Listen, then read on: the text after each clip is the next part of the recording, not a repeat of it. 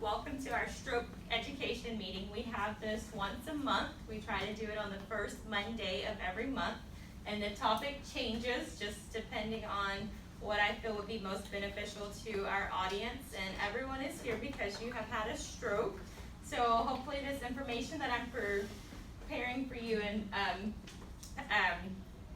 giving you today will help you in some way or another. If not, thank you for being here. You have the printed material to take home with you. But let's get started. So our topic today is high blood pressure. High blood pressure is one of the leading causes of strokes. So the objective of the presentation is for you to be able to understand what high blood pressure does in your body. Those are the biological mechanisms. And be able to learn new ways to prevent those risk factors. So what can you do to reduce the risk of having a stroke? And also to utilize the resources that I provided you in your handout. So maybe when you go home or you go back to your room in a day or two, you want to go dig a little deeper and find more information that you want to share with your family or other people that you know that have had strokes, or maybe they have high blood pressure and you want to share this resource with them so that they can also reduce their risk of having a stroke and reduce their high blood pressure symptoms. So, just a quick overview of high blood pressure. I found a quick video clip on YouTube that gives you a really good visual. So let me get that ready for you guys.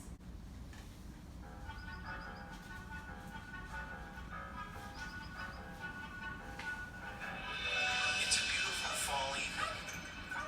The sun is setting. The dog finally stopped barking. Life is good. But inside, there's trouble brewing, and Emma has no idea. Although she feels fine, like her father, Emma is one of the 67 million adults in the U.S. with high blood pressure or hypertension. Just like her radiator that's on the fritz, Emma's heart is working overtime to get the job done. Let's have a look. The heart is the pump in our bodies, delivering blood to the entire system through a set of pipes, or blood vessels of all sizes. Smoking, high cholesterol, diabetes, obesity, physical inactivity, family history, and increased age all contribute to these blood vessels, or our pipes, becoming less elastic. The more blood our heart has to pump through stiff, narrowing arteries, the higher our blood pressure. When the force of the blood against our artery walls is too high, life-threatening health problems can result. Problems like kidney disease, heart disease, stroke, even heart attack. Can Emma get her pressure down before it's too late?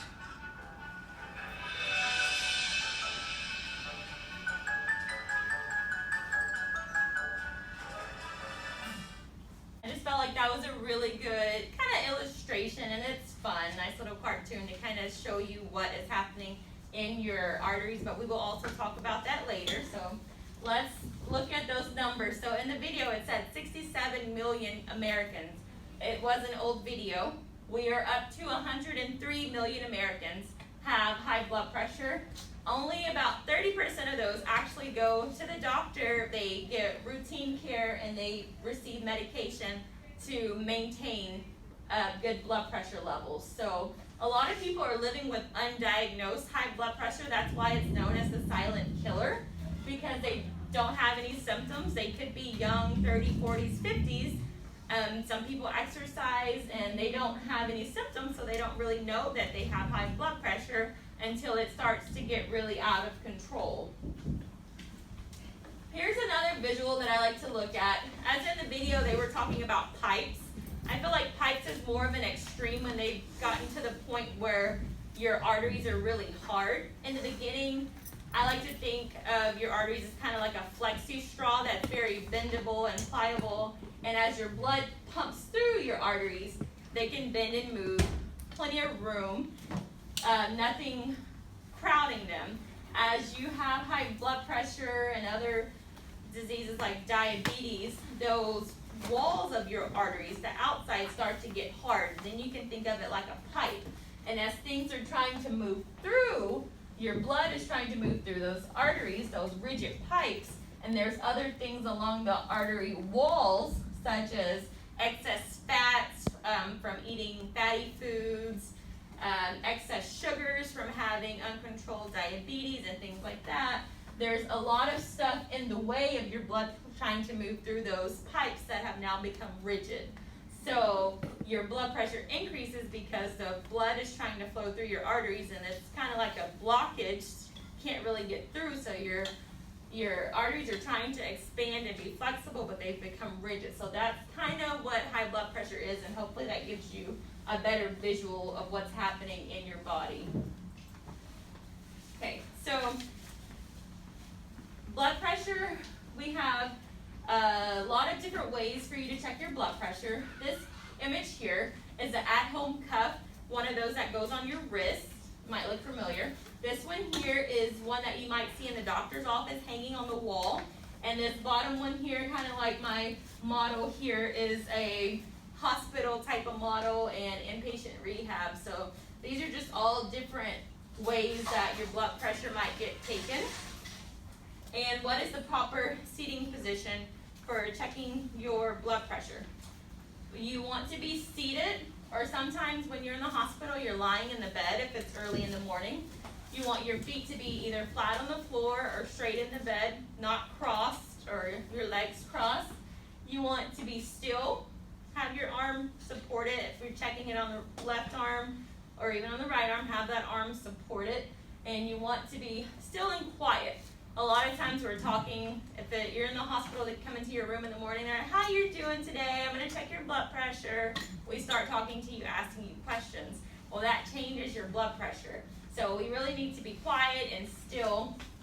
On occasion, when you're using the at-home cuff, you have to cross your arm across your chest, but that would be in the instructions. So if you have those, pay attention to the positioning and the instructions, how it tells you to use it. Because you want to make sure you're getting the most accurate reading that you can possible, because you don't want to have false high blood pressure readings and end up having to do blood pressure treatments and not necessary. So you definitely want to make sure you're doing it properly.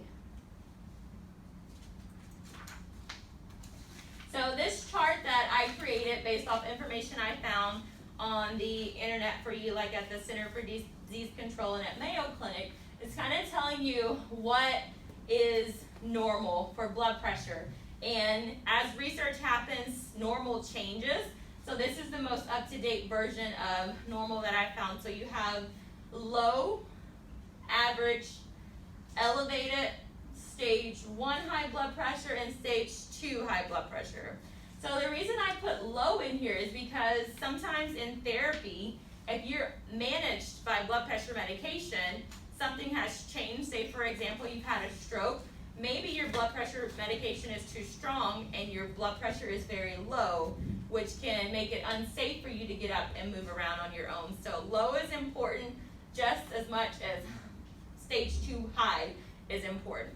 So for low, anything less than 100/60.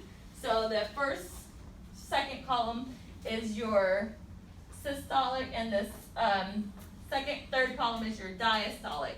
So when you're getting these readings on the machine, we normally read them out in a fraction like 100/60, and it's just telling us, like, the first number is when they inflate the cuff, it tells us, they measure it in mercury, and it tells us how much pressure they have to give to get your reading. So if your blood pressure is low, it takes a lot longer. The number is less because your blood pressure is low. It normally takes a lot longer to read too. So for 100/60, that's not a safe measurement for therapy. But average, as you always hear, 120/80 is the cutoff. But if you're at 110 or 115/70 or 115/80, that's still very good. 120/80 is kind of the average, but it's also when they start to see that it could be elevated. So anything 120 to 129/80 to 89 is elevated. But it's not a bad elevation, it's just kind of the cutoff where they say we'll start watching. Stage 1 of high blood pressure is anywhere from 130 to 139 over 80 to 89. So that's when the numbers on both ends, the top and the bottom on the fraction, are starting to get a lot higher. And then stage 2 of high blood pressure is anything over 140 over 90, anything above 90. So sometimes we've seen blood pressures that are like 156 over 100 or 185 over 115. Those are really high numbers. So that's just kind of how you look at your numbers. And I would recommend you writing them down if you're going to see your doctor regularly. Keep a journal of your blood pressure. What time of day is it? Where were you? What were you doing before you took your blood pressure? Give them the number, and then just keep that log so that your doctor has a big picture of what's happening in your body. So just know, 120 is 80. 120 over 80 is the kind of the normal that we look for. And then anything that's high, far away from that is too high. Anything that's low, far away from 120, like 100, is too low. Okay. So there are a few things that you can do to change it, and there are a few things that are just out of your control. So for example, I'm going to start over here on the right side of the screen. Non-modifiable causes of high blood pressure are like your ethnicity, whether you're black, white, Hispanic, other ethnicities, and then your genes and your family history. You have no control over that. You can't change the family you were born into, how your genes are made up, your genetic makeup. So there are some ethnicities, such as African Americans and Latino or Hispanic, that are at a higher risk of having high blood pressure, partly, I believe, because of the structure and the way that our bodies are composed. So these we can't change. On your left over here, the modifiable risk factors of high blood pressure are basically lifestyle choices, things that we can change, such as your diet, the amount of exercise you do on a daily basis, whether or not you consume alcohol, and whether or not you smoke. Okay. So we'll look at each of these a little bit further. For diet, we're going to come back to the DASH diet because I have a handout. We'll get there in a few minutes. Exercise, 30 minutes a day, 5 days a week, moderate to intensity exercise. We'll talk about that a little bit more here soon as well. Alcohol consumption. A glass of wine, a glass of beer, or a bottle of beer is about 8 ounces. 1 glass a day per women and 2 glasses for men. If you're going to drink heavier liquors like bourbon, whiskey, tequila, things like that, you get 1 ounce, which is a shot glass, 1 ounce for women and 2 1-ounce shot glasses for men. So it's not a lot. So 1 glass of wine with dinner is okay, but 2 to 3 to 4 glasses of wine, finishing the whole bottle and for dinner, is too much. So you have to limit your alcohol consumption. And then smoking. We're going to talk about that a little bit further as well. Okay. So for diet, your modifiable lifestyle choice. And you have this slide, but you also have a separate handout that looks like, actually it's in your PowerPoint. It looks like this. So this is the first page of it, and then there's a few pages behind it. So let's look at this diet. So the DASH diet has been created by researchers and doctors. It's pretty much a low sodium diet. High blood pressure, high cholesterol is worsened by sodium, salt, things like that. Pretty much this diet is a low sodium diet. So I'm not saying you can only go by what's on this paper, but this is a good guide for you and for your family members. So for example, on the left side of the paper, it tells you all the good things that they want you to choose to look into when you're grocery shopping, and have your family members to help you on the right side of the paper, it talks about all the things that you should try to avoid. And it also tells you what you should limit, because they know when you're working on trying to change your lifestyle and your diet, it's not always easy just to cut out everything that they say is bad for you. Sometimes you just have to limit a few things and then pick a few healthier options to add in there. One of the things that I kind of marked on your handout is the frozen meals. I know a lot of people like to eat frozen meals because it's easier. You may be by yourself during the daytime because your family members and loved ones are at work. You go grab a frozen meal, pop it in the microwave. It's easy to do. Fine with that. You have to look at the brand that you're eating. They recommend using Healthy Choice and Right and Light. I'm familiar with Healthy Choice. I'm more familiar with like Marie Callender's and stuff. So if you use Marie Callender's, you have to look at the label. Reading labels is very important. And if you can't do it, have your family member help you do it. But say you go to get a Marie Callender's pot pie dinner for your frozen meal for the night. Well, if it has 600 milligrams of sodium or less, that's not bad. And that's their cutoff that they have for you. It's on that handout. So you don't necessarily have to do what they say, but they're recommending good things for you to try to implement. A lot of it, like I said, includes reading labels. So if you're buying, there's 4 pages for this diet. They break down vegetables, fruits, breads, cheeses, things like that. They go through each category, recommending what you should do, what you should limit, and what you should try to avoid. But a lot of it is reading the labels. If you can get something that says no salt added, or limited sodium, or reduced sodium, or less sodium, or things like that, it would help you a lot more than if you just get the one that you might be getting because it's cheaper. Sometimes the no salt added and the low sodium options are a little bit more expensive, maybe a few dollars or cents more. So you go for the cheaper option, but it's not necessarily the best for your health. So reading labels, avoiding things like pickles and olives and things that have been vinegared over time, they build up a lot of sodium. So you have to just gotta be mindful. Is this the best thing for me? Hopefully this diet, this DASH diet, will be beneficial to you. We also have a dietitian that comes around and checks on how you're eating and whether you're getting enough calories and things like that.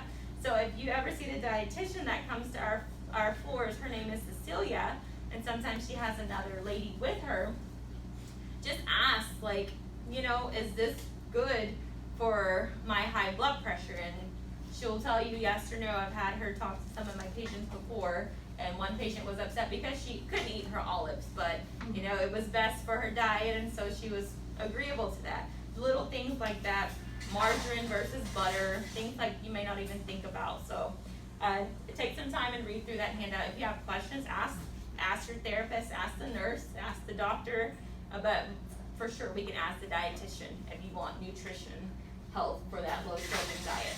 So, all right, we change our diet. We start eating a little bit better, cutting out the salt and the sodium that we have. What about our exercise?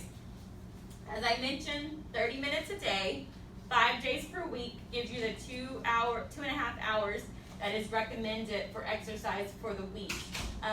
Moderate to intense workouts such as walking, kind of low impact, doing the bicycle, the cycling, or like the new step that we have in our gym.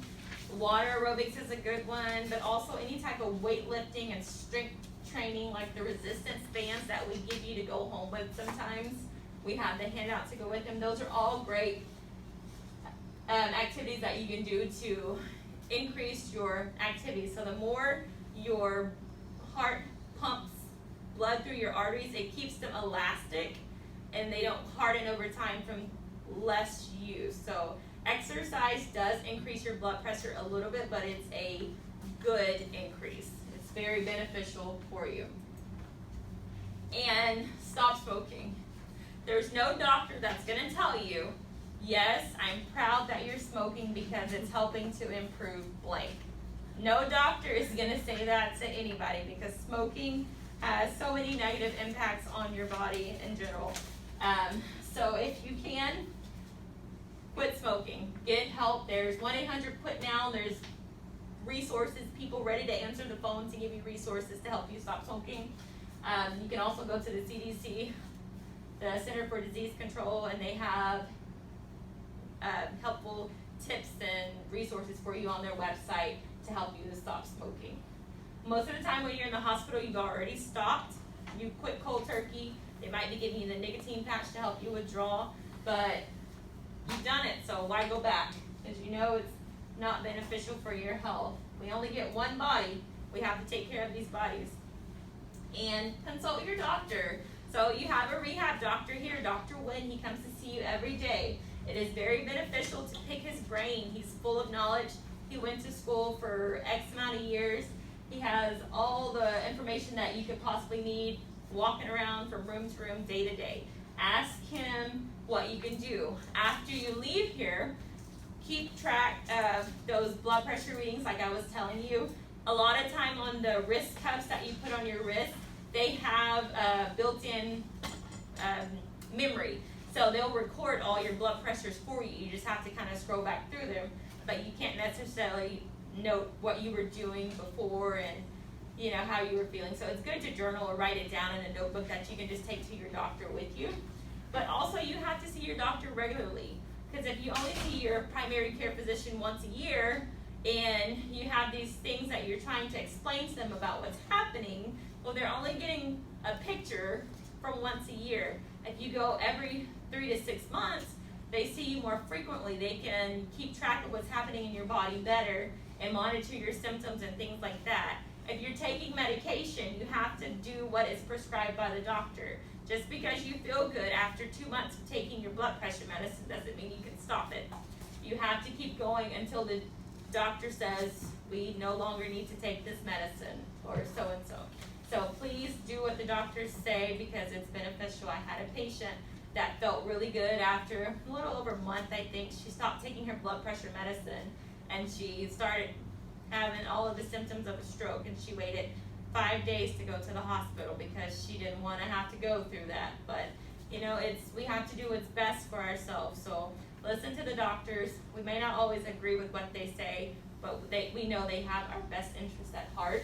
So try to keep steady, regular visits to your doctor and do what they tell you.